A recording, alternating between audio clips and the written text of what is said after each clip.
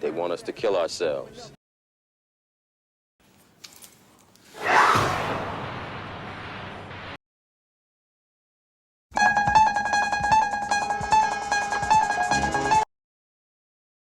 It's Google Pizza. Caller. I must have dialed the wrong number. Sorry. Google. No sir. Google bought Pizza Hut last month. Caller. Okay, I would like to order a pizza. Google. Do you want your usual, sir? Caller. My usual? You know me? Google. According to our calorie datasheet, the last 12 times you called you ordered an extra large pizza with 3 cheeses, sausage, pepperoni, mushrooms and meatballs on the thick crust. Caller. Super. That's what I'll have. Google. May I suggest that this time you order a pizza with ricotta, arugula, sun-dried tomatoes and olives on a whole wheat gluten-free thin crust? Caller. What? I don't want a vegetarian pizza. Google. Your cholesterol is not good, sir. Caller. How the hell do you know that? Google. Well, we cross-reference your home phone number with your medical records. We have the result of your blood tests for the last 7 years. Caller. Okay, but I do not want your rotten vegetarian pizza. I already take medication for my cholesterol. Google. Excuse me, sir, but you have not taken your medication regularly. According to our database, you purchased only a box of 30 cholesterol tablets once at Lloyd's Pharmacy 4 months ago. Caller. I bought more from another pharmacy. Google. That doesn't show on your credit card statement. Caller. I paid in cash. Google. But you did not withdraw enough cash according to your bank statement. Caller. I have other sources of cash. Google. That doesn't show on your latest tax returns, unless you bought them using an undeclared income source, which is against the law. Caller. What the heck? Google. I'm sorry, sir. We use such information only with the sole intention of helping you. Caller. Enough already. I'm sick to death of Google, Facebook, Twitter, WhatsApp and all the others. I'm going to an island without the internet, TV, where there is no phone service and no one to watch me or spy on me. Google. I understand, sir, but you need to renew your passport first. It expired 6 weeks ago.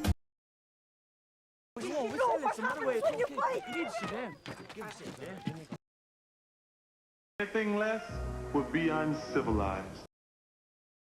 Anything less would be uncivilized.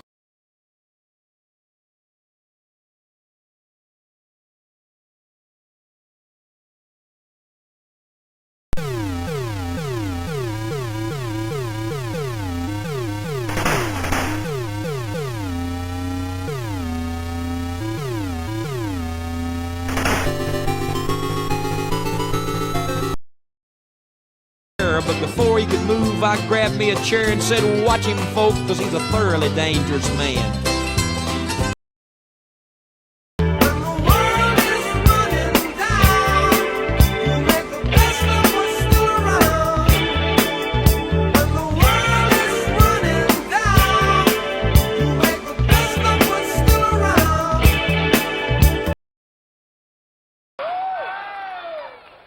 I'm Dan Quayle.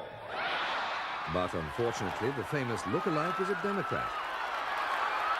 Quayle's a fierce advocate of conservative values of the family and the flag.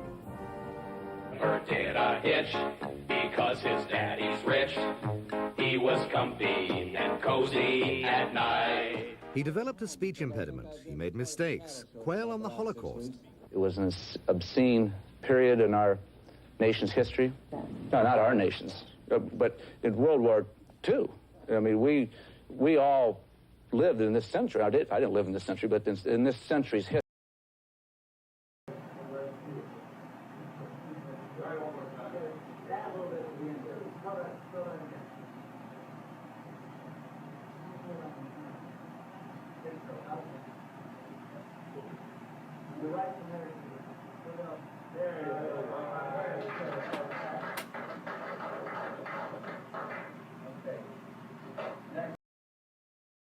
Spell that again.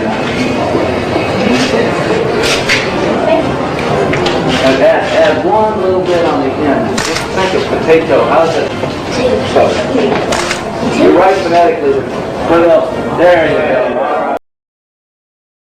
since childhood, I have been a fan of these movies, even the superhero movies. But as you wake up, you really start to see the programming that is taking place, the subliminal messaging, the New World Order propaganda that we are seeing. In fact, right in this poster, you can see the one eye symbolism right there in our faces, the eye of Horus, the eye of Osiris, of Ra, whatever you want to call it, the same Luciferian symbolism right in our faces. And to many people would just dismiss it as, whatever, that's just, coincidence, or that's just their artwork or design or whatever. But when you start waking up to what is truly going on in this world, you know what that means. And my opinion really shows a major theme of duality. It is something that we have spoken about many times on this channel, this mixing of the dark and light, the black and white, the good and evil, male and female, whatever you want to call it. They constantly want to blend these things together. And I believe it is a major Luciferian doctrine, and possibly one of the tenets or major tenets of the occult, I would say. It's centered around a character named Rey, whom you saw in the previous episode 7. So having taken her first steps into a larger world, Rey continues her epic journey with Finn, Poe, and Luke Skywalker in the next chapter of the saga. So there is a lot going on here. I believe that Rey could possibly represent Mystery Babylon, the same female heroine figure that we constantly see in so many movies even like Hunger Games, like Divergent, or this mother goddess, Mystery Babylon type figure that we are seeing a lot in movies.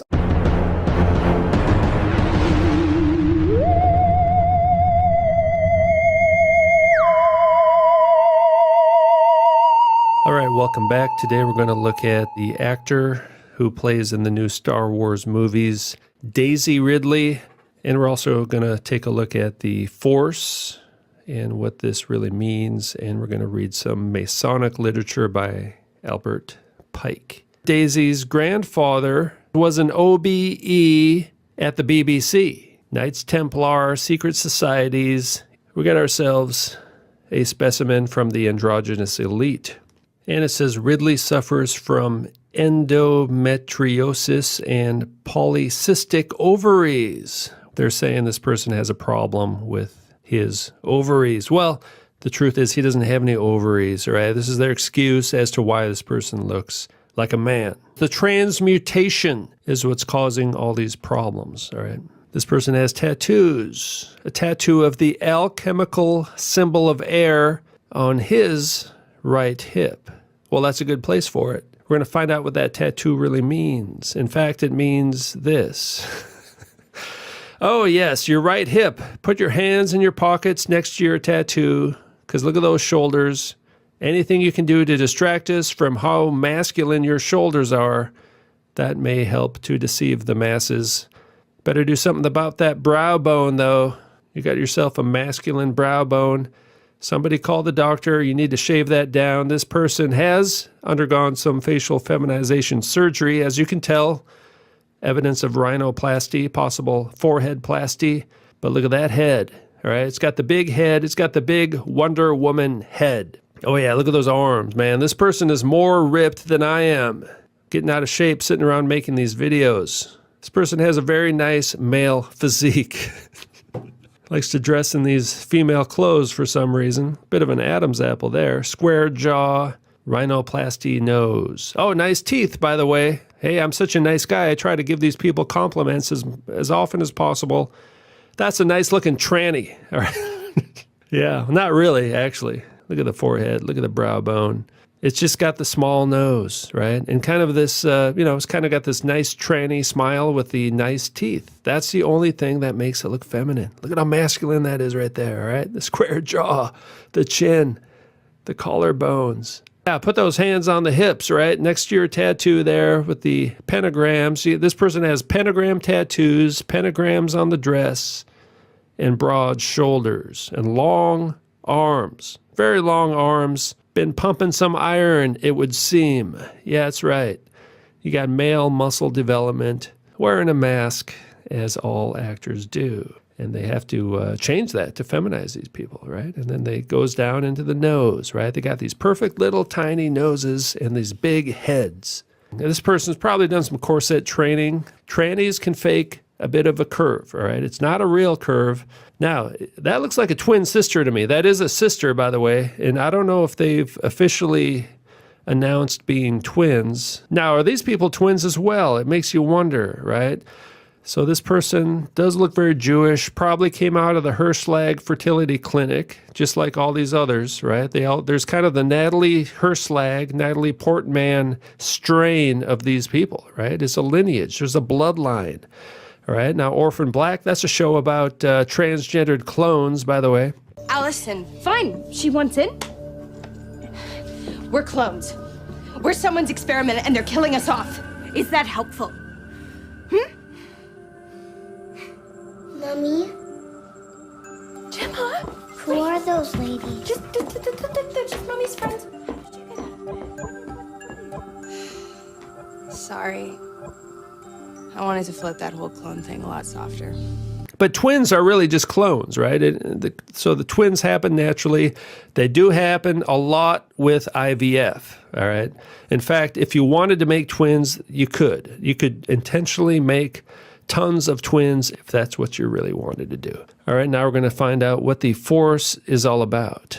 All right, here's Morals and Dogma of the Ancient and Accepted Scottish Rite of Freemasonry by Albert Pike. And look at how many times the word force is used just on the beginning of this book, right? Where do you think Star Wars got their force from? Thought is a force and philosophy should be an energy. When all these forces are combined and guided by the intellect, the great revolution prepared for by the ages will begin to march. The power of the deity himself is in equilibrium with his wisdom. Hence, the only results are harmony. These are code words for Kabbalistic concepts of androgyny. The adept may find it in the Kabbalah. The justice and mercy of God are in equilibrium, and the result is harmony, because a single and perfect wisdom presides over both. The Zohar declares that everything in the universe proceeds by the mystery of the balance, that is, equilibrium.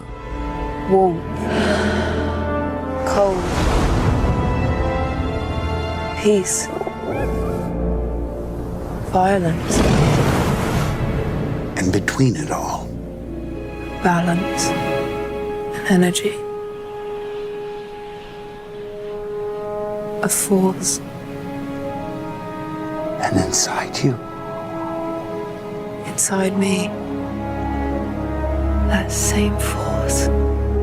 Reason and science demonstrate to us that the modes of existence and being balance each other in equilibrium according to harmonious and hierarchic laws. Therefore, it was they that made the sun and moon emblems of the two divine sexes and the two creative forces. It is certain that in all nature, harmony and movement are the result of the equilibrium of opposing or contrary forces. These two parallel lines enclosing the circle are connected at the top, symbolizing the equilibrium which explains the great mysteries of nature. Everything, says the Zohar, proceeds according to the mystery of the balance, that is, by the equilibrium of opposites, and thus from the infinite mercy to the infinite justice in equilibrium flows the perfect harmony of the universe. Infinite power, which is lawless, and infinite wisdom in equilibrium also produces beauty or harmony. Beauty. Most beautiful woman in the world means most androgynous human. Valentina Sampaio Is that of nature itself. Well, they've already said that nature is the harmony of male and female combined. Male and female are in equilibrium. Male and female are the active and the passive symbols. Male and female created them in the image of deity. Male and female were the prominent deities of the mysteries. Male and female within the occult wisdom, the supreme crown is fashioned. Male is Yod, he is female. Vav is both. Male on one side, female on the other, the supreme will holding the balance. Male principles of the alchemists represented by air and the earth. The female organ of generation of Adam Kadmon. Man attains the purposes of his being when his two natures are in equilibrium. Yeah, so equilibrium's kind of a big part of Freemasonry. And between it all, balance. Balance. Everything in the universe proceeds by the mystery of the balance. Balance, a symbol of all equilibrium. Balance, the symbol of the male and female person. Balance, the royal secret, is what the Zohar calls the mystery. Baphomet, the hieroglyphic figure representing the universal agent. Adam conformed into male and female, and a state of equilibrium established. See, we've lost that state of equilibrium, and that's what they're trying to get back to. Adam Kadmon fashioned into male and female when equilibrium was introduced. Adam Kadmon flows downward into his own nature, and so is duality. See, he fell. That was the fall of man, was the fall into duality.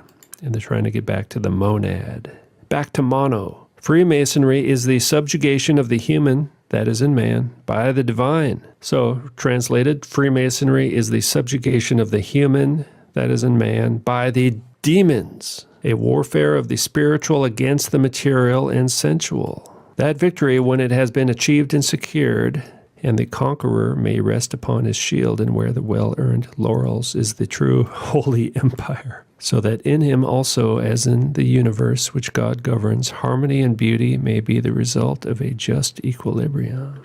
May the force be with you. May the force be with you. May the force be with you. May the force be with you. May the force be with you, Master. May the force be with us all. May the force be with you. May the force be with you. And may the force be with you. May the force be with you. May the force be with you. May the force be with us. May the force be with you. And may the force be with us. May the force be with you. May the force be with you always. The royal secret of which you are prince is that which the Zohar terms the mystery of the balance. It is the secret of the universal equilibrium, of that equilibrium between good and evil, light and darkness in the world, and finally of that equilibrium possible in ourselves, of which Masonry incessantly labors to accomplish in its initiates and demands of its adepts and princes, between the spiritual and divine and the material and human in man, from which result the harmony and beauty. Remember, beauty is the central point between the two pillars of the Kabbalah. This equilibrium teaches us, above all, to reverence ourselves as immortal souls, right? The immortality of the soul. This is also the Noahide laws teach the same exact thing. Pairs of opposites forms a triangle, symbol of the deity, from Osiris, Isis, master of light and life, the creative world. The right-angled triangle representing man as a union of the spiritual and material, of the divine and the human. And in each triangle of perfection, 1 is 3 and 3 are 1. So man is one, though of a double nature. Oh, maybe an andros and a gynos? And he attains the purposes of his being only when the two natures that are in him are in just equilibrium. And his life is a success only when it too is a harmony and beautiful, like the great harmonies of God and the universe. A force. And inside you. Inside me. That same force. Such, my brother, is the true word of a master mason. Such the true royal secret, which makes possible and shall at length make real the holy empire of true Masonic brotherhood. Tranny. The royal secret is tranny. The holy empire will be an empire of trannies.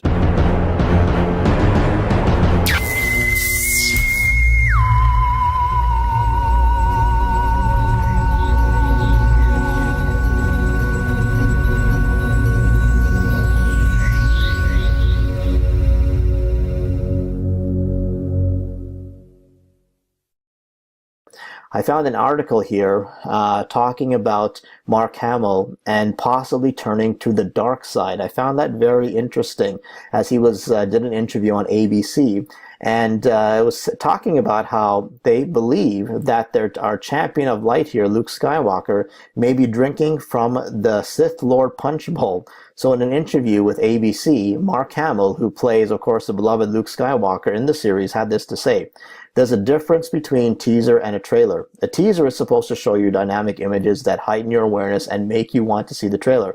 but avoid all story points if at all possible. But I think that's the only story point that's in the teaser, which is Luke saying it's time for the Jedi to end. It was as shocking to me to read what Rian Johnson, the director, had written, as I'm sure it will be for the audience. So at this point, I'm sure the interviewer put his hand on his chin and with a grim look asked if he could indeed turn to the dark side. I believe they are portraying this darkness and the light. They're trying to say that, you need to bring the dark and the light together to have something pure.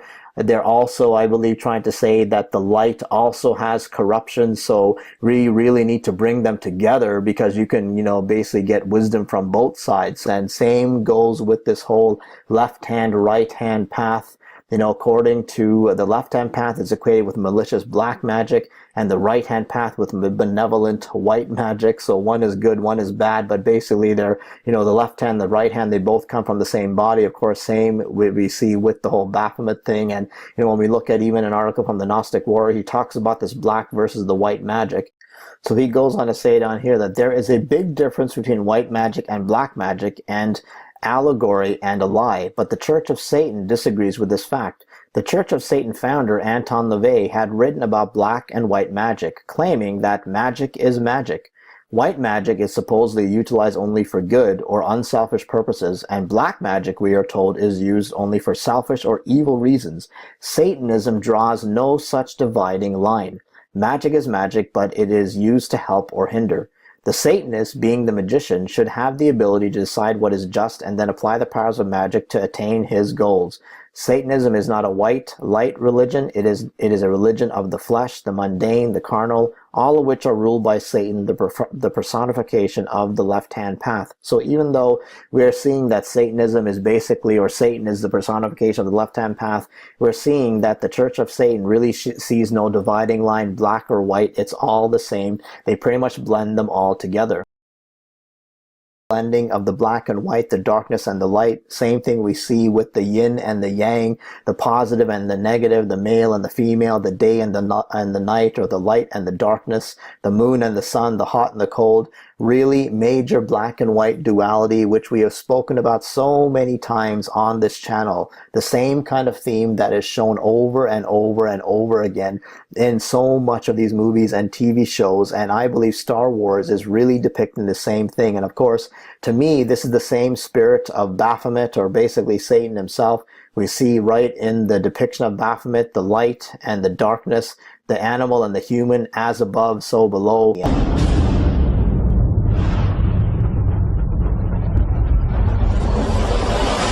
Open your eyes.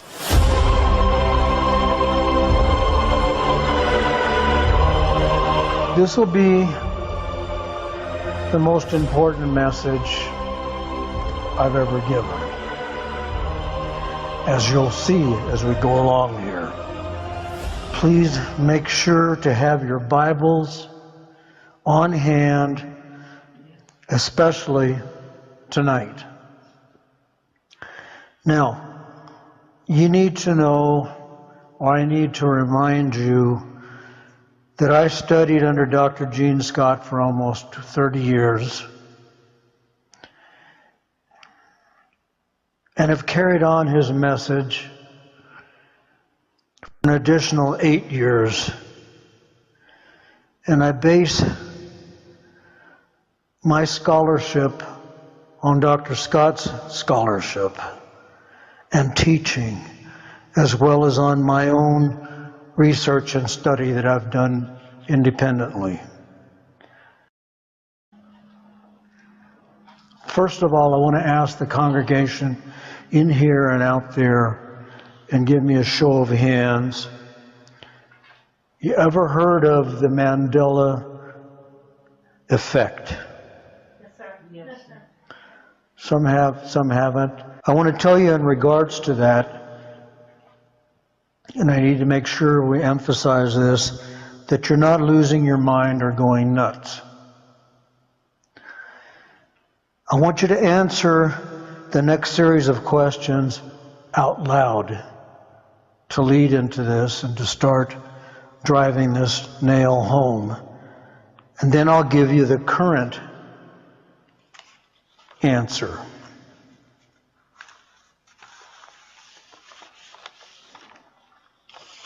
Number one, what does Snow White and later the wicked queen say to the mirror? Mirror, mirror on the wall. Who's the fairest? You said, and I think out there you said, mirror, mirror on the wall. You're right, but no longer. Now it says, in the present reality, magic mirror on the wall. Check it out. Magic mirror on the wall. Who is the fairest one of all? We know it said mirror, mirror, right? Yes, sir. Not now. Now that may seem trivial or silly, or you may wonder what does that have to do with anything, but you'll see. Be patient and keep following. Number two, what does Forrest Gump say about chocolates? Life is like a box of chocolates. Life is like a box of chocolates. You're right. But now in the present reality, it says life was like a box of chocolates.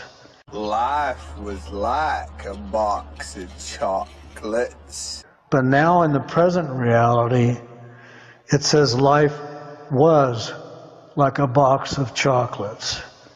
We know he said is, and there are many, many more examples of these kinds of changes, for lack of a better term.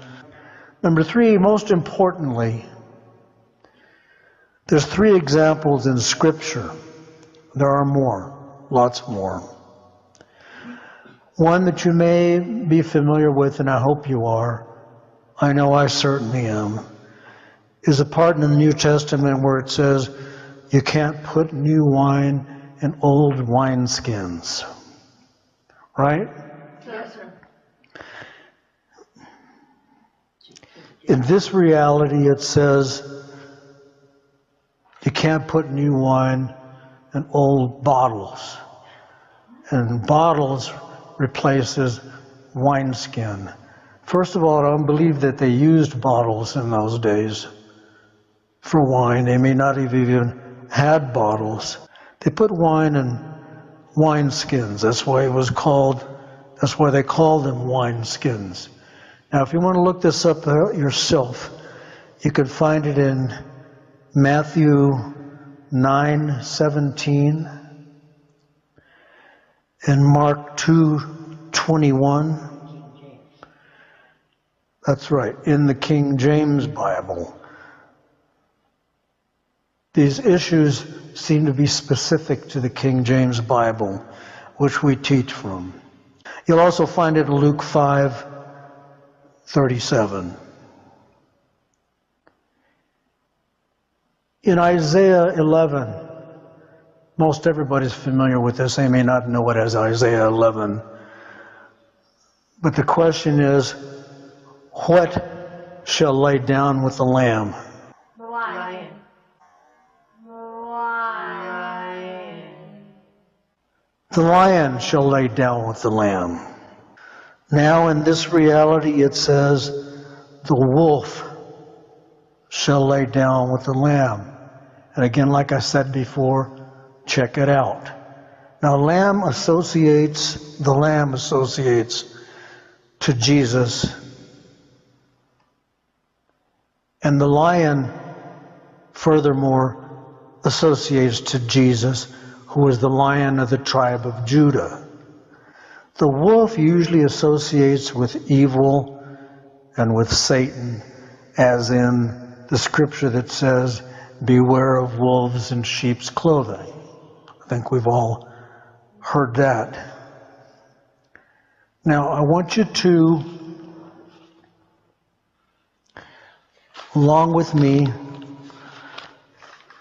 recite the Lord's Prayer out loud. Our Father, who art in heaven, hallowed be thy name. Thy kingdom come, thy will be done, on earth as it is in heaven.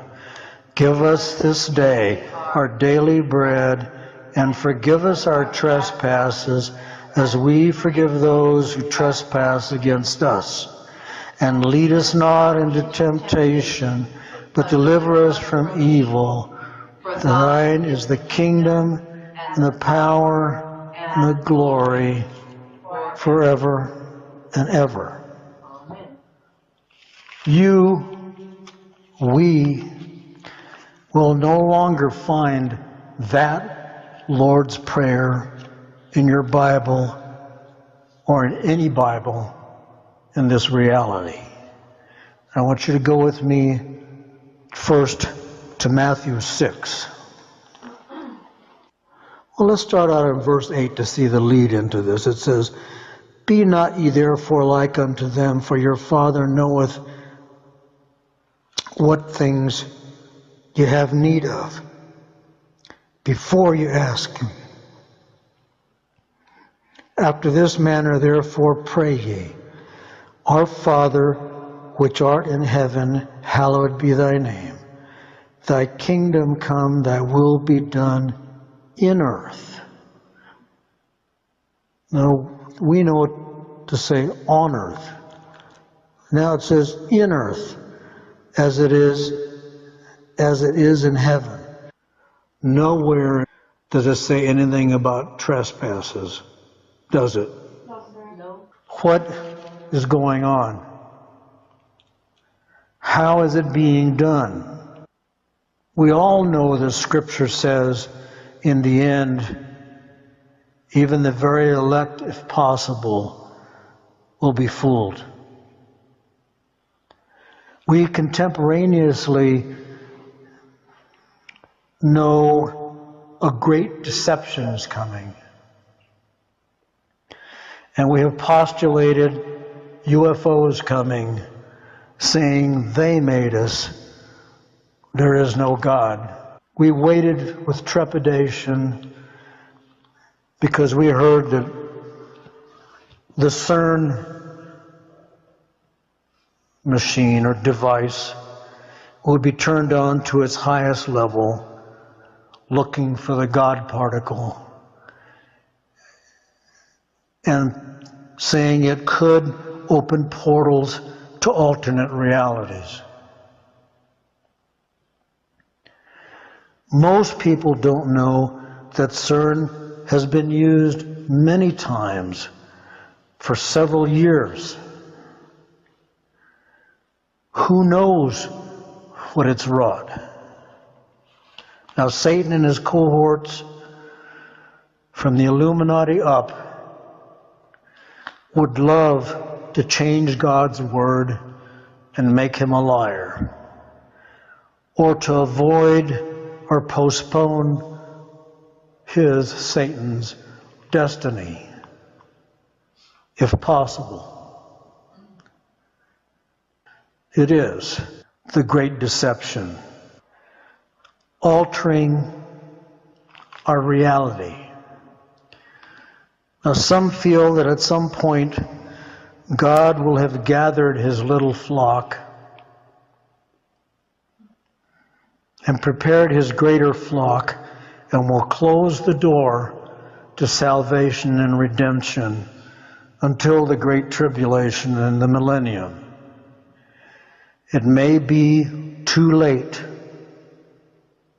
or becoming too late for new recruits. And you'll remember even in the older movies, we saw Luke Skywalker as he was starting out, he would wear this very light-colored, almost beige or white kind of outfit. But as he became a Jedi, he would start wearing black. He wore black a lot, so he went really from the light over to the dark. Now, even though he was fighting for the good, a champion of the light, as we spoke about before, for whatever reason, he would dress, he used to be wearing white, but of course, then he wears the dark. It's an historic photo op. Pope Francis meeting the president and his family. When she met the Pope, Melania wore a long-sleeve lace Dolce & Gabbana dress with a veil.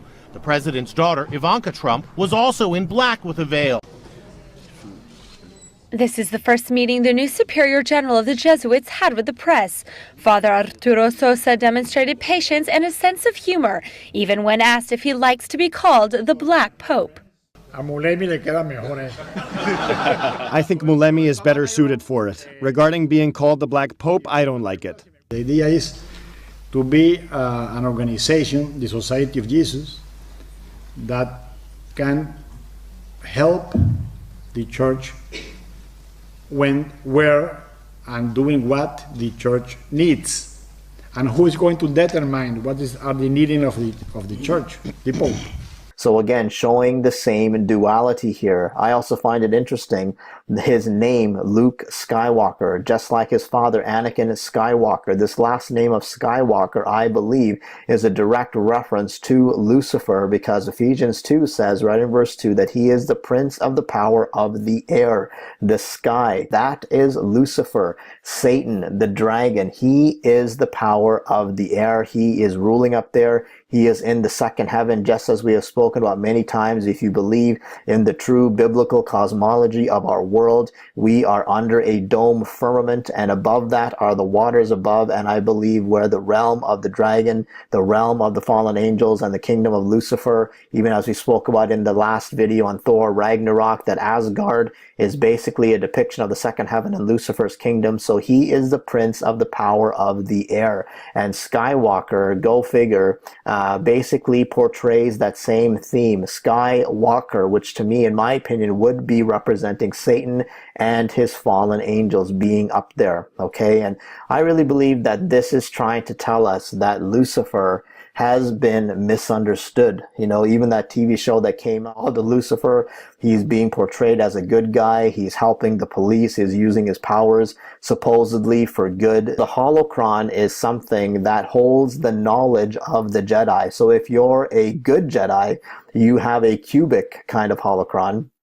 And if you're a bad one, you have a pyramidal looking kind of holocron. So really, you know, the cube, the pyramid, it's all the same occultic kind of stuff that we are seeing constantly, you know, in these different kinds of productions. Here you go. There's two of them together. You've got the cube holocron, which holds the knowledge of the good Jedi, the ones of the light. And then you've got the pyramidal one that holds the knowledge of the Sith, or the dark Jedi, or the dark ones. Although it was nowhere near the size of his masters, Dooku himself had a sizable collection of the history of the Sith. Among Darth Tyrannus' collection, the Sith holocrons were some of the most valuable in the entire Star Wars mythos. But there was one holocron that Dooku and many Jedi claimed to be far more dangerous and valuable, in some ways horrific, than any other item in his collection. An item that stemmed all the way back to the ancient empire of the Sith, making it exceptionally rare and sought after by the Jedi and Sith alike. The Sith Lords in their pursuit of knowledge, and the Jedi in their hopefulness to destroy the Dark Holocron. Yes, today we will be discussing one of the most ancient and first Sith holocrons ever constructed. A holocron so dangerous it was even given a name. Again, the Dark Holocron. This Dark Holocron in Dooku's collection was rare because of one specific thing: its original constructor and owner. The Dark Holocron held an extremely special place in Jedi history, as it was the first ever holocron to be possessed by the Jedi Order, and was the first holocron that the Jedi learned of Sith knowledge from. In a sense, the moment the Jedi Order came into possession of the Dark Holocron, they truly, for the first time, understood their ancient enemy. The Dark Holocron was a holocron that was constructed by one of the first ever Sith Lords that lived, and debatably the most powerful. That Sith Lord's name was Naga Sadow. After Naga Sadow was defeated by the Jedi and the Republic, Jedi Master Odin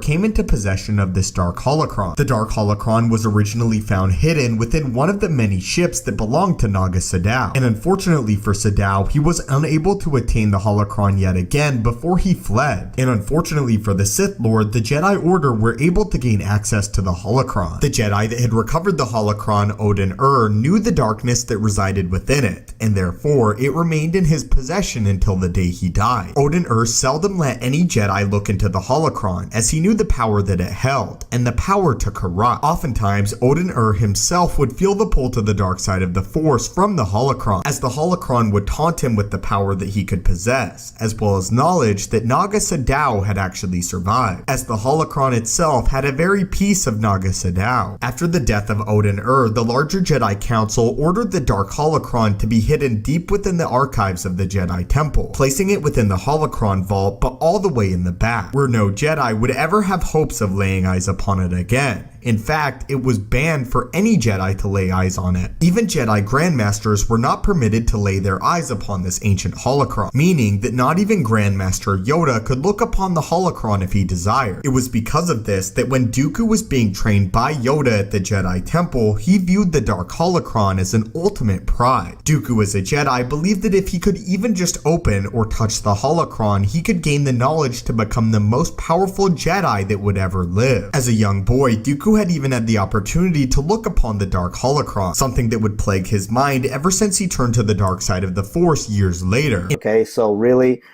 here we go. There's an article that talks about this again from Wikipedia. It says that holocrons were image storage datacron devices used by both the Jedi Order and the Sith that contain ancient lessons or valuable information in holographic form. So Jedi holocrons were also called Jedi datacrons. They appear as palm-sized glowing polyhedrons of crystalline material and hardware and can only be activated and used through the power of the Force. Okay, so these kind of things, these devices hold secret knowledge, or basically I would say forbidden knowledge, that the Jedi and the Sith use together. And you will see in a video clip that I will show at the end of this video, that is a cartoon series called Star Wars Rebels, and they actually morph the two, the cube and the pyramid, the knowledge of the Jedi, the light, and the knowledge of the Sith, the dark side, and they morph it together, and something blazingly white, or this gray holocron, which is shining with light, which to me is a representation of the light of Lucifer. When you mix the good with the evil, the darkness with the light, he is really showing this same theme yet again in that cartoon now of mixing the darkness with the light. And I believe that is also possibly a reference to the Mystery Babylon theme of morphing all of the religions together, of coexisting. I believe this is even what Pope Francis and basically the elites and these television shows and movies, the same theme of coming together, of forgetting all of our differences, of basically morphing into one.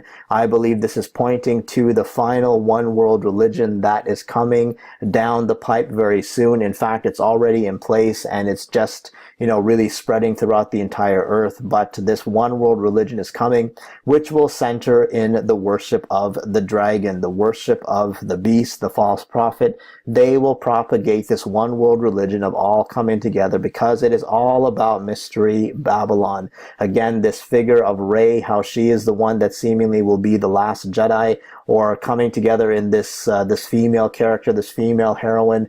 You know, it's kind of interesting how it started off with a lot of male figures, but now it's really, we see this, you know, this theme of feminine, of a feminine heroine. And I'm not saying anything that there's anything wrong per se with having a feminine heroine, but this seems to be the pervading theme in so many movies, where the feminine now is being very much magnified and glorified. And again, I think it's all leading to this Mystery Babylonian one world religion, the culminating of all of the fates, you know, getting rid of our differences and all coming together. A major New World Order theme. And, you know, speaking of New World Order themes, I find it quite fascinating that this particular poster is red, black, and white, the same colors that we have spoken about before. Usually the Star Wars logo is in yellow or gold, as you can see here. Or even in this one here, we see even in the last one, okay, this is showing episode 8, but basically usually it's a gold or yellow kind of color, but this time it is a red color. I find that quite fascinating. The red, black, and white New World Order color theme symbolism yet again being shown in our faces. And another thing that we have seen, and that we showed pretty much right at the beginning of this video, is the poster of episode 8. And you'll recall even episode 7, major one-eye symbolism being shown in these different posters. We see good old Finn there with the one-eye symbolism. We see Kylo Ren with the one-eye symbolism. We see all of them here. We see Han Solo with the one-eye symbolism. I mean, it just never ends. We keep seeing with Rey, with Princess Leia. Constantly we are seeing this one-eye symbolism, the eye of Horus, the eye of Osiris, the same kind of thing. And what I find quite fascinating, this really is pointing to the ancient religions, the mystery Babylonian religions. And that's, we were talking about the Jedi. Here's what I found really fascinating, the sacred symbol of the Jed pillar. Okay, now check this out. So hieroglyphics play an important role in understanding ancient Egyptian culture. One of the most commonly found and mysterious hieroglyphic symbols is known as the Jed symbol. With the appearance of a pillar and 3 or more crossbars, there have been several theories as to the meaning of this enigmatic symbol and what it represented to the ancient Egyptians who used it so frequently. So there is the symbol right there. What does that remind you of? And I'll get to that in a minute. The Jed symbol has the appearance of a vertical shaft or pillar. It usually has 4 horizontal bars near the top with a series of vertical lines between each bar. It also had 4 bands around the neck of the shaft, beneath the first of the horizontal bars. Sometimes it is topped with a capital. Okay, so many believe the Jed is a symbol of the god Osiris, specifically his spine. According to Egyptian mythology, Osiris was the god of the afterlife. Of course, we'll remember the story of him dying because of his brother Set. And then basically after he dies, Osiris's wife Isis had been searching for him. She came to learn that his body was contained inside the pillar. She became close with the king and queen, and when they granted her a boon, she requested the pillar. Upon being granted the pillar, she removed Osiris's body and consecrated the pillar. It has since been called the Pillar of the Jed. The sun disk of the god Ra is raised into the sky by an Ankh sign. There you go, right there. So there's the Jed. You've got the symbol of the god Ra and his sun symbol there, and the Jed pillar. So the Ankh sign symbolized life, literally, possibly resurrection, and a Jed pillar signifying the stability and the god Osiris, while adored by Isis, his wife. So basically, according to others, the Jed is a fertility pillar made from or surrounded by reeds or sheaves. Let's get rid of that right there. As Egypt was a treeless land, this may represent the importance of the trees that were imported from Syria. This also ties in with the story of Osiris, where his body was encased within the trunk of a tree. So basically we can see that this Jed symbol is big time a symbol of Osiris. And what does that look like to you? In my opinion, it looks like basically the lightsaber, what we see even in many of these Star Wars movies, the way the lightsaber is even depicted, the base of this thing. And I believe that we are being shown here, or possibly where the Jedi has actually come from. It is a symbol of Osiris. Having the knowledge or the stability of Osiris is what I believe we are being shown here. We got another Egyptian relic here showing the same staff. I believe possibly, representing even the lightsaber. They all hold this kind of thing in the Egyptian hieroglyphics and stuff like that.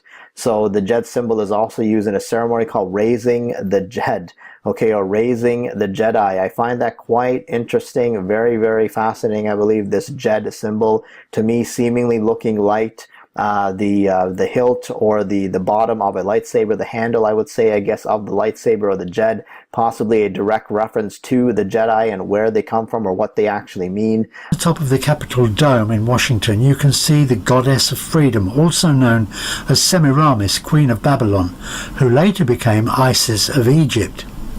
Now, we suggest the dome itself represents the womb of the goddess. So, if the dome represents the womb of the goddess, we should find nearby the phallus of the god, ready to impregnate her and bring forth the spirit of the sun god.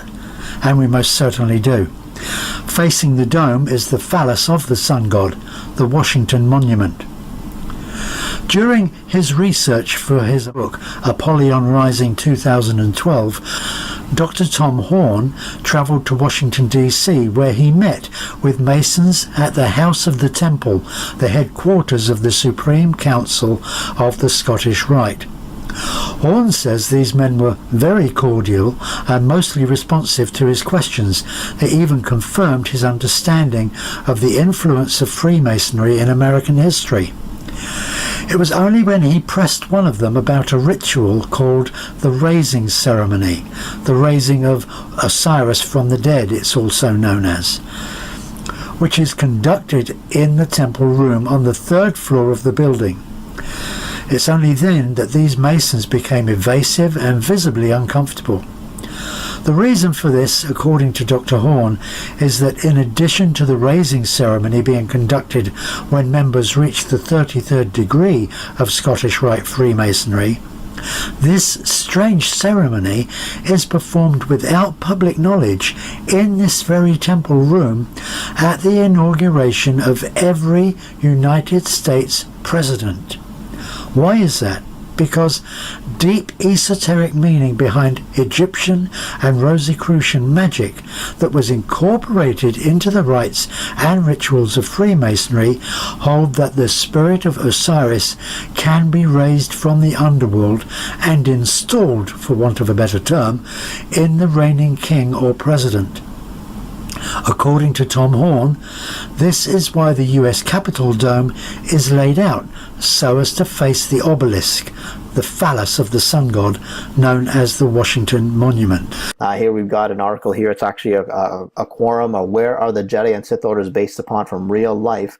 So according to this, it says the Jedi Order, the Force and Jedi values and beliefs are inspired by Asian philosophies and pantheism, which suggests all things in existence are connected this or another way. There was Jedi, most possibly. See the way they talk about Jedi. Fictional magicians from ancient Egypt, okay? So Jed pillars, Egyptian symbols, meaning stability. So stability was very important for Egyptians. If the world falls into chaos, it will be destroyed. So stability, periodicity, and order is very important. It's the reason why they were so obsessed with writing. If something is written, painted, sculpted, it will live forever. Well, as long as the text exists.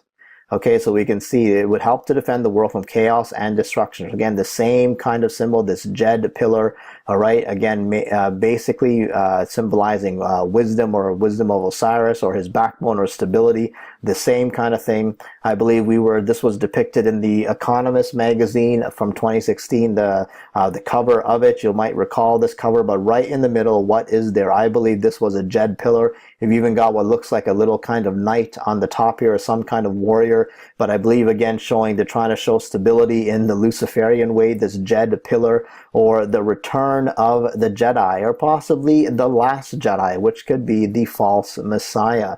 And another article that I found even more interesting about this stuff from the Institute for Jedi Realist Studies that was found, it explains this Jed even more in depth here. The Jed eye, check that out, Jedi. It's the Jed, but the Jed eye, all-seeing eye, the Kemetic third eye of Hero. The word wizard comes from those who held the staff of power, which was called the WSR or Wasar. Osiris was the life force within creation, his backbone, the Jed or Jedi, hence the force of the Jedi Knights of Star Wars. Osiris was called SR or ASR as well as Wasar. The Wasar staffs were electrical conductors of power, hence the wizards were Wasars or Osiris, using WSR wands for their hexagon in Egyptian Hiku. Okay, so the main tenet of the Star Wars universe is completion of the circle, or finding the balance between good and evil. It is a metaphor for knowing whether you are on the wrong side or whether you are becoming destructive. Ironically enough, the idea of completing the circle with ritual and of finding balance in awareness was known in ancient Egypt as raising the Jed. The purpose of the ritual was to preserve order and repel chaos. In order to do this, there first had to be an effort to raise this awareness, or Jed. Those that did this were known as Jedi. Archetypical symbols such as the circle, the spiral, trees, and a pillar or pole were magically and ritually employed to preserve essential order. These symbols have all a connection to the sun and the worship of the sun. Very, very interesting. So we're seeing time between cycles, evoking light and stability to dispel darkness and disorder. Such periods were the winter solstices, the failing years of a reigning monarch, or the coronation of a new one. A tower or an obelisk is that symbolic. That is symbolic of the connection and balance of all things in heaven and in earth, now represents the Jed.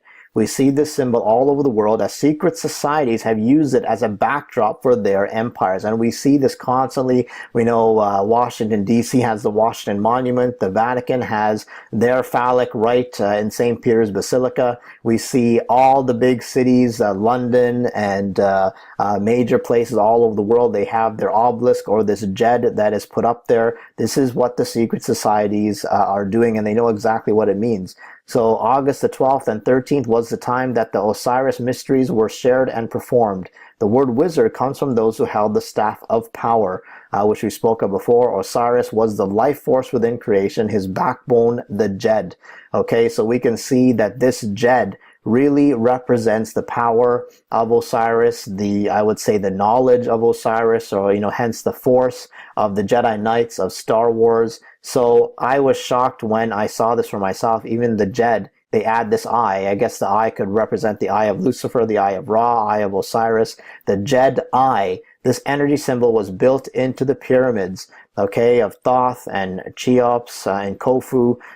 So really, I believe this Jedi is nothing more than more pagan mystery Babylon, religions of Egypt, which all came from Babylon itself. The Jedi are possibly a representation of Osiris, or basically using the power of Osiris, using the all-seeing eye. We know this symbolism is being shown like crazy in so many movies.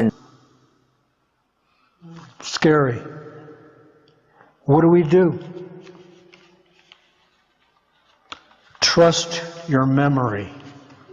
What would you do if all the Bibles in the world were put in a big pile and burned? No more Bibles. None. I would hope you would do what you were taught and what you remember as the truth. That's what we need to do now. Now, I may lose half my congregation over this because it sounds so nutty on the face of it, but it is actually going on. She said, mirror, mirror. He said, life is like a box of chocolates. Scripture said, new wine in old wineskins, not bottles. Also, the Bible says, the lion shall lay down with the lamb, not the wolf. And the Lord's Prayer is what we recited. Now, just remember two things.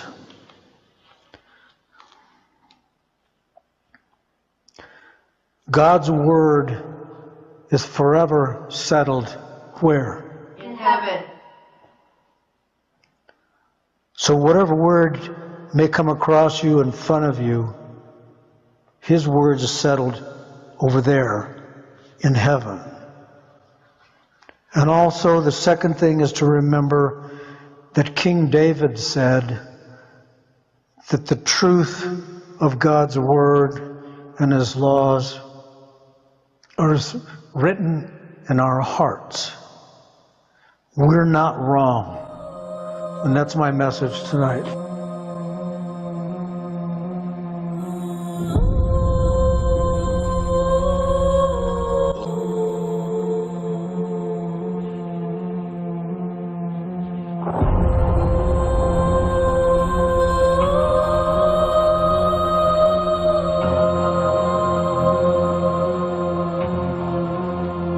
Life was like a box of chocolates.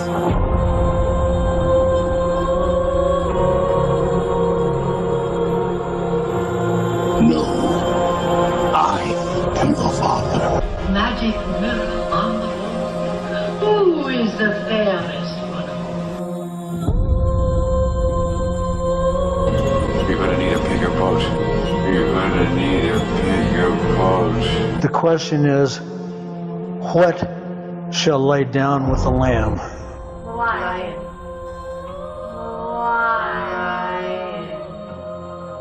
The lion shall lay down with the lamb. Quantum computer spin particles backwards through time along a closed timeline. Well, Mandela's dead. Okay, I'm going to read the book. And we're tapping into the digital nature of the universe. My entire life I thought it was got down on my knees and I began to pray. Be very careful with us, intelligence. We are summoning the demon. The Large Hadron Collider might also reveal extra dimensions that could play a role in time travel. We're programming the universe to do the stuff we ask it to do.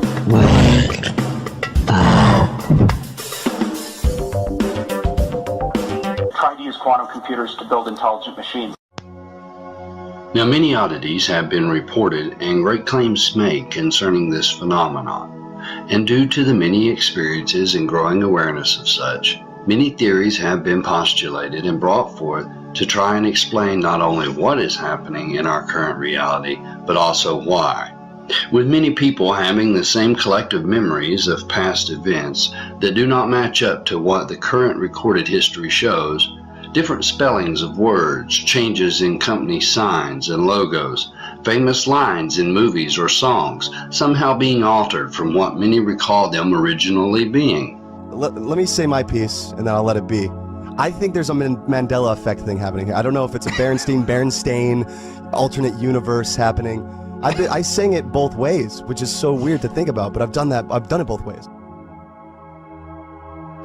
Seemingly impossible and even supernatural changes in literature and art, as well as in geographical differences on maps or particular landmarks. Land masses and islands being moved out of their places, even great claims of changes to the human anatomy itself, and different recollections of people once thought dead, now living as if somehow resurrected to perhaps give them a second chance at life. Now, of course, the majority of the population are unaware or in total disbelief of such claims, as alluded to in the Mandela effect community. And granted, many of the so-called changes perhaps are just fabrications or hoaxes presented to draw attention or create a false narrative to further a mind game of confusion. For example, this particular YouTuber has gone to the extreme to showcase his talent with simple special effects to try and hype the effect of changes taking place in his own home. Unfortunately, he wasn't studied enough in scripture to pull it off by making the mistake of just changing the word wolf to lion. Had he known the original scriptures, he would have also known that wasn't the only word changed to that verse. He was just another hoaxer looking for fame or notoriety, just adding to the conglomerate of confusion that is YouTube. All right, I admit it. I am the Lindbergh baby. Wah, wah, goo, goo.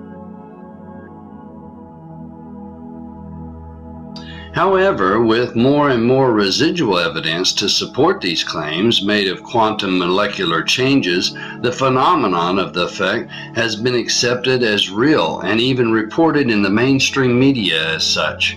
With more and more people realizing the scope and magnitude of the seriousness of this situation, many are driven to understand how any of this is even possible in the first place. Theories of multiple dimensions, split timelines, quantum pollution, and the digital nature of the universe. All of these giving way to even more theories of alien interventions and government experiments, New Age awakening, and even time travel. Many of these ideas working in tandem with each other to introduce a complete smorgasbord of concepts for the conspiracy theory-minded community to be able to feast forever without ever coming to any real conclusions. And many have come to believe that the largest machine ever built by man, located at the CERN facility near Geneva, is perhaps the cause due to their experiments and the CERN scientists' own claims of trying to open portals or doorways to other dimensions and understand or even manipulate the reality of our universe. And why not with the electromagnetics that are said to be 100,000 times stronger than the Earth's natural magnetic pull, sending out waves of force to affect the Schumann resonance and thereby even affect the frequency of the brain waves of humans. Of course, this is with the assumption that you, the viewer, already have an understanding of DARPA and Fermilab, the Brain Initiative, particle colliders, quantum computers, the HART program, and so on and so on. All of which are government-funded research programs, I might add, that just scratch the surface of what might be called mind-blowing reality with technological advancements that are beyond the comprehension of even those involved in said projects. Let's just say that much of science fiction is really science fact. I will propose a significant investment by the National Institutes of Health, DARPA, and the National Science Foundation to help get this project off the ground.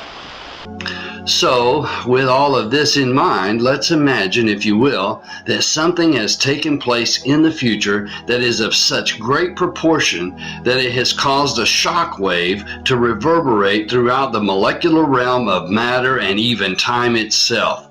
Now, I know this may sound a bit far-fetched to those outside of the field of quantum physics, but I assure you this theory is quite real, and given the current understanding of matter manipulation through quantum entanglement, along with the mathematical computations concerning the fourth dimension of time itself, well, then we can truly imagine and contemplate such an event having already taken place in our future.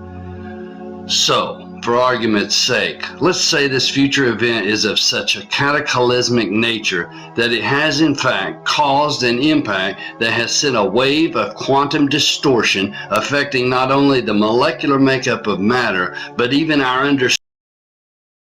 The fact that this man, Alfredo Rodriguez, claimed that this little black book and these circled names was the holy grail to dismantling and convicting the members involved in this massive pedophile sex ring headed by Jeffrey Epstein.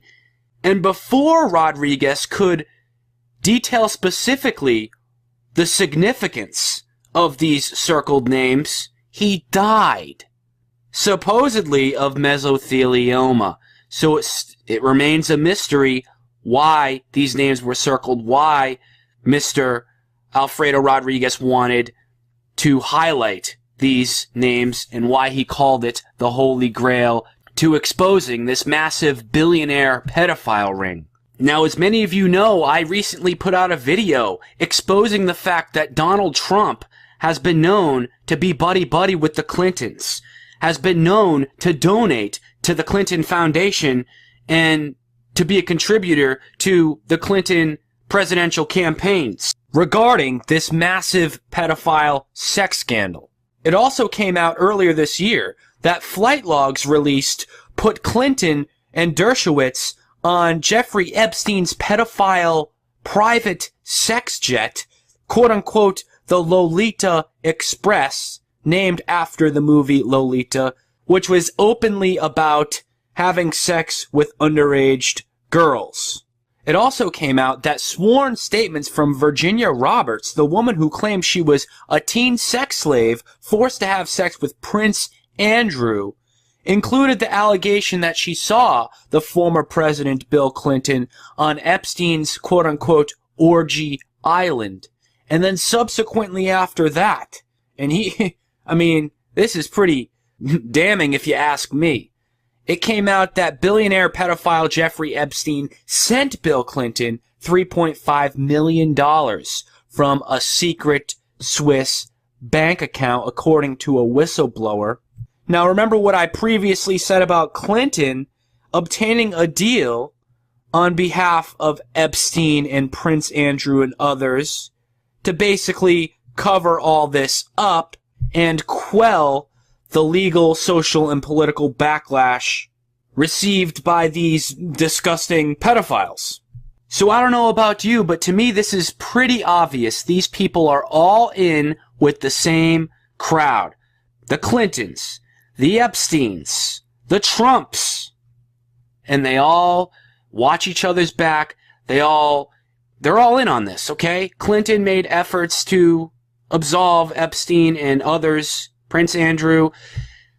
You see Trump in this guy's little black book and Epstein's little black book circled and highlighted the guy's butler, Epstein's butler, called this the Holy Grail to breaking this pedophile ring down.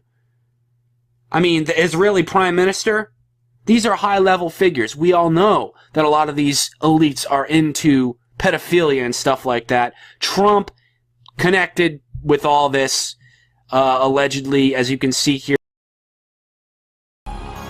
Fall to what? Sleep. Is it possible that that's not just story? Is it possible that the crystal ball sits in the living room of every home practically in America?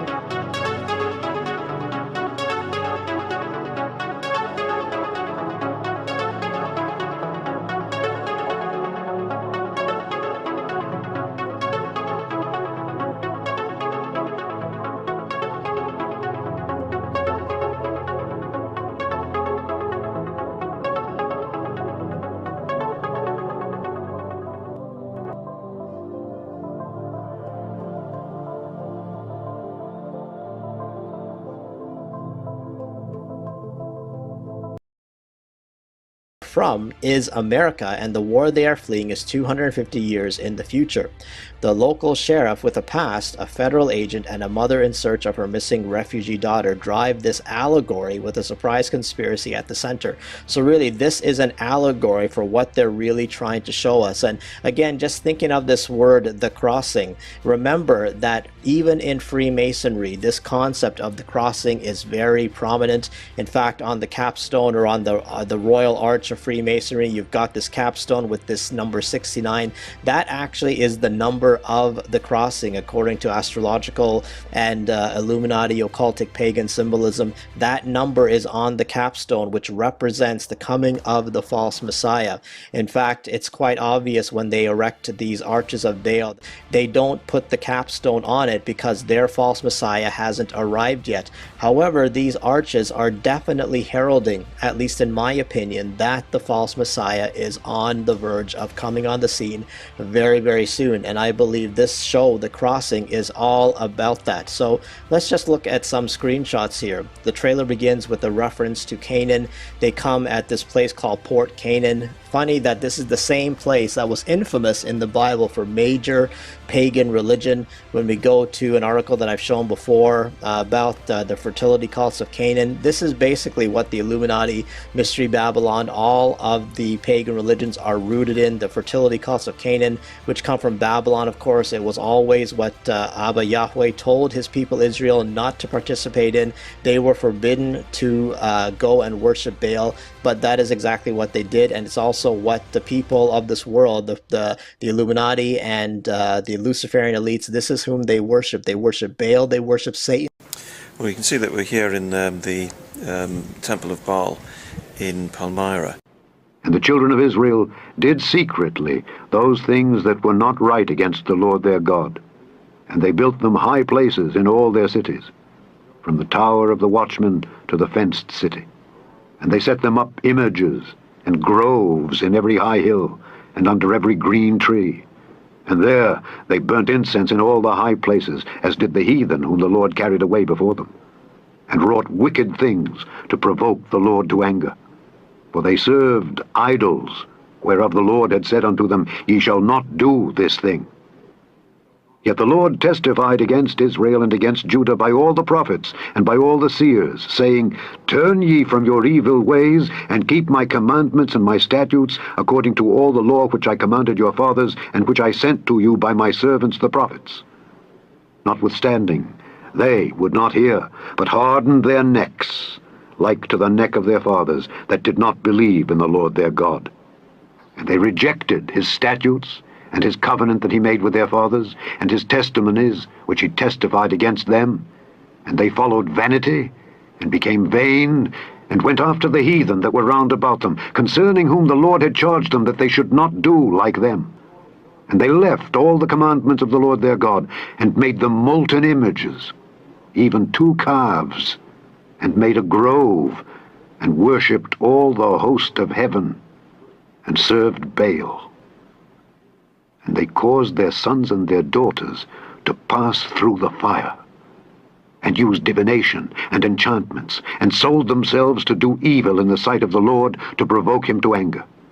Therefore the Lord was very angry with Israel, and removed them out of his sight. There was none left, but the tribe of Judah only. Also Judah kept not the commandments of the Lord their God, but walked in the statutes of Israel which they made.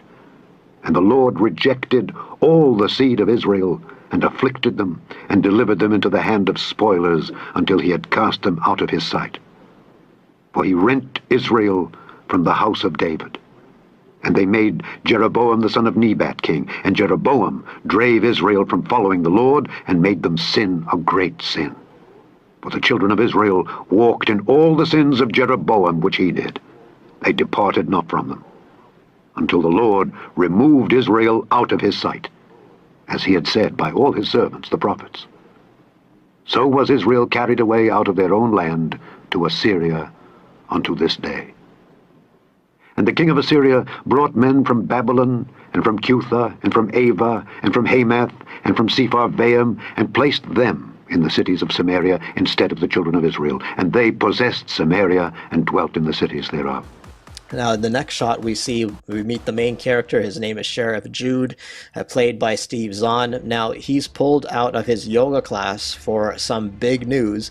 And I already found it interesting that they chose to name this guy Jude, because when you're speaking of the crossing, do you know what the book of Jude speaks of? I'm sure some of you already know, but the book of Jude actually speaks of the angels who left their first estate and came to the earth.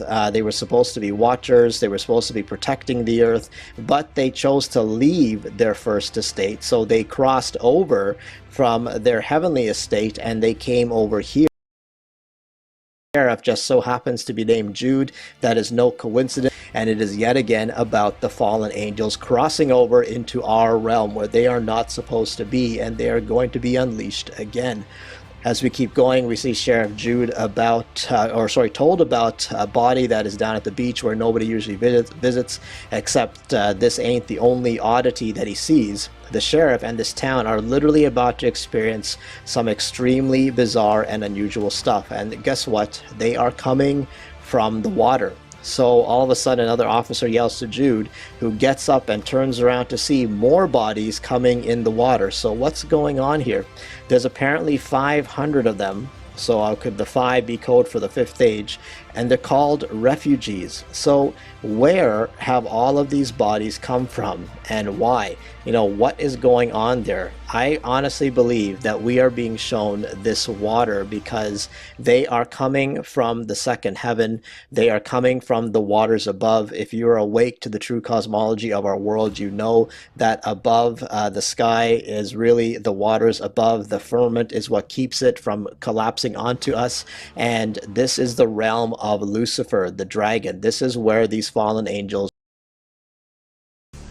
In fact, many movies have depicted portals always with water, going through the water, ending up in another location. So it's the same kind of thing that we are being shown. It is no coincidence. It is no accident. All right. So funny how these things are showing up from the water. All these bodies are coming from the water.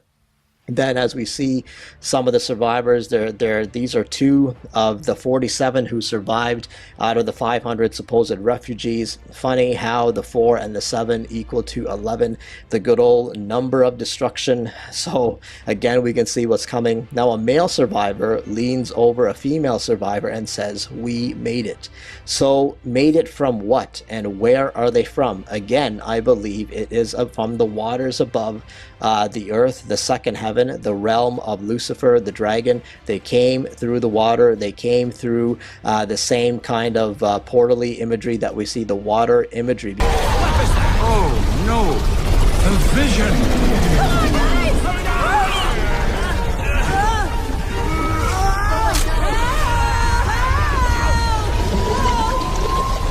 Look out for the hole! No, it's more of a vortex. Or a portal! Smurf up! It's a hole! Oh no!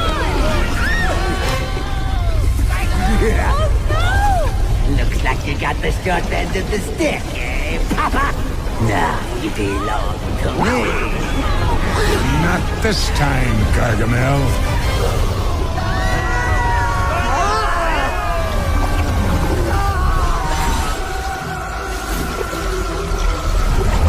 Even in the Hebrew or the ancient Hebrew concept of the universe.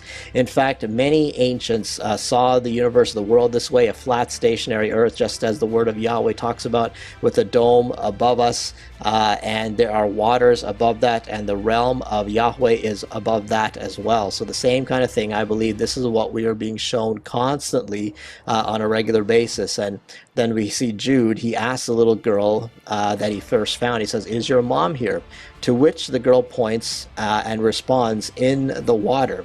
Just as we spoke about the fallen angels and the waters above, so and also portals showing water. So can you see what this imagery is showing here? Again, from the ancient Hebrew concept and from many other artist depictions, this is the true nature. Even talks about the fact that it is folly and shame to a person to consider a matter, to make a decision on a matter before considering it. So please do consider and do some research on that. But really, we can see that this water imagery is constantly being shown on a regular basis. And Later we see one of the refugees being questioned by Homeland Security, and she says to him, "You listed a date of birth that's almost 150 years from now. Help us understand how that's possible." The refugee responds back to the agent, "You can't imagine what will become possible." So is he really saying that this world as we know it is about to change, that the fifth age is coming, that things that seemed impossible are all of a sudden possible? Why is it that he's talking about a date in the future as his birth date? Well, we will see that in a little later on.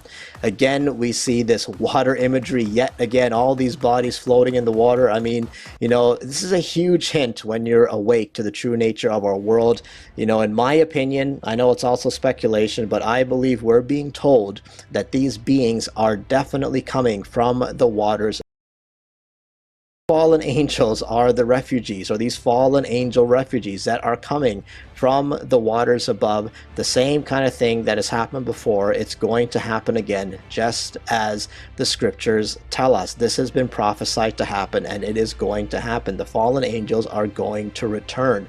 And then there's a very interesting exchange of words here. We got Jude asking the girl, "How did you get in the water?" And the girl says, "We were running away." And Jude says, "From what?" The girl says, "The war." Jude says, "There's no war here." But then the girl says, "There will be." So again, very, very interesting exchange of words. You know, what do you think it means? When I heard this, it really sounds to me like the war in heaven in good old Revelation 12. I'm getting ahead of myself here, because when we go, as we've mentioned so many times before, Revelation 12 is all about the war in heaven when Michael and his archangels band together and they throw the dragon and his fallen angels out of the second heaven. They're be a war, even though the officer is confused that there is no war right now, but she is speaking in the future. So this is the war in heaven, I believe, that is coming very, very soon, and what is being depicted here. And as we keep going, we see Sheriff Jude getting held at gunpoint. Looks like the war is already coming, despite Jude not believing there was one. But just who is the person now holding this gun to Sheriff Jude's head, and why is he or she doing this to the sheriff? What do they want? Again, as we keep going, we see we meet Sheriff Jude's captor, who goes by the name Reese, and she tells him, "Take me to the dead." Now, why would she want to go see dead bodies? Usually there would be no reason to see dead bodies at all, and no person wants to go there unless there is a specific agenda at play. At least that's what I would think. And as we get there, we see Sheriff Jude takes her to the bodies and asks, "What are you looking for in the hangar?" And Reese says, "My daughter." So basically, if Reese has a daughter amongst these refugees, then what does that say about what and who Reese really is? We've possibly already established that these people are possibly not human. They are possibly fallen angels or Nephilim. So if she has a daughter amongst these supposed beings that came out of the water, what does that say about who Reese is? And I think that becomes abundantly clear very soon, because suddenly good old Homeland Security arrives on the scene. They're fully armed and they surround Reese. So it seems like all is lost for her. Or is it? Because suddenly Reese breaks out some mad fighting skills. She basically takes all of the officers down despite all of their weaponry, and with such ease and speed. How is this even possible for this single woman to be able to do this kind of thing? And not only that, she then manages to fly through the air, leap onto tall structures and up to the window, way up into the high up in the wall, and escape. So, you know, then obviously one of the officers says, "Did you see that? How did she do that?" And Homeland Security is like, "This one is different." Gee, you think she is different? No human can actually do this kind of thing. So I think you can see who this Reese character really is. You know, we already established the fact that if she is coming to see these dead bodies and saying that that she has a daughter there, and we've already speculated that they're possibly fallen angels or creatures that are not human, and if this lady's able to leap like this and have all these kinds of powers, what are we being shown here? She's obviously not human. And then Sheriff Jude says, "She's a threat to my town and I need to know what I'm up against." Homeland Security says there could be more with powers out there. So, and then we get flashed this message, the future that is coming. So the ones, and then somebody else says, the ones you need to fear are already here. Is something big about to happen? Because it seems like this show already in this trailer are definitely telegraphing to us that something big is about to happen, that these beings are coming, that the people with powers are about to show up, the same kind of thing that X-Men and all these superhero movies, that the same agenda that they are pushing. And as we keep going, we see this person saying, we're not the first ones to come here. So can you see what is being shown here? It's really, to me, saying that the fallen angels have been here before, they're going to come again, exactly as we saw in the book of Jude about what the fallen angels did before. And Jude actually quoted that from the book of Enoch. So if we go to Enoch, we'll see right from chapter 6 of Enoch, and it came to pass when the children of men had multiplied, that in those days were born unto them beautiful and comely daughters, and the angels, the children of heaven, saw and lusted after them, and said to one another, come, let us choose wives from among the children of men, and beget us children. Now, this has been shown many times, as we've said before. You've probably heard this movie called Jupiter Ascending. I know this movie, I believe, is from 2013. I only saw this recently, but yet again, you've got a picture or a cartoon picture of the two main actors. Of course, one just happens to have wings, so definitely denoting a fallen angel falling in love with a human being.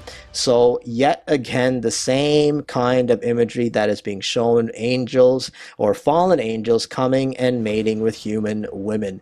They have this obsession with our women because human women belong to human men, not to angels. Okay, so this is the same kind of thing that is being shown over and over and over again. So, you know, again, this person is saying that they're not the first ones to come here, that it's going to happen again, exactly as the word of Yahweh says. And at the last image of this trailer, the lyrics of the song at this final scene says, and it's coming closer. So if that is a more obvious, I don't know what is. The crossing, I believe, of the fallen angels could be coming into our world very, very soon. We see what looks to be like a giant eye right in the logo of this show, but it also reminds me of the flat earth and the ice wall. You know, if we look at again the true picture of our world, I believe it looks something like this.